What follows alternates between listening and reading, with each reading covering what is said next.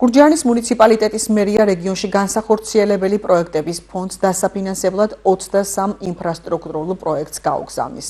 საკითხი საკრებულოს სხდომაზე განიხილეს. ძირითადად გახლავთ გზის პროექტები.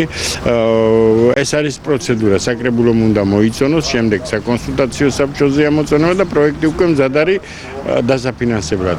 ამ პროექტებიდან ჯერ არც ერთი არ არის დაფინანსებული, რა თქმა უნდა, ჯერ ყველა ეტაპი არ გაუვლიათ.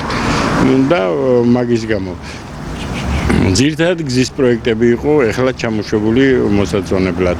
რატომ შეერჩა გზები ამ მიუხედავად იმისა, რომ ძალიან ბევრი გზა დაიგო მუნიციპალიტეტში ამ წლების განმავლობაში, კიდევ არის პატარ-პატარა გზები დარჩენილი და რა თქმა უნდა მოსახლეობის სურვილიც და მოთხოვნაც ლეგიტიმურია, იმიტომ რომ იქ დაიგო ჩვენ რა თქმა უნდა პრიორიტეტებად დავყავით ჯერ ცენტრალური გზები, ბენეფიციართა რაოდენობების მიხედვით, და ნელა-ნელა მივედით იმ დონემდე, რომ უკვე ყველა გზა დასაგებია და ზუსტად აი ამ მიმართულებით მივდივართ და გასაგებია მოსახლეობის მოთხოვნაც, რომ რა თქმა უნდა ცენტრალური გზები რო დაიგო, უკვე მეორე ხარისხოვან გზებზე გაიზარდა მოთხოვნა.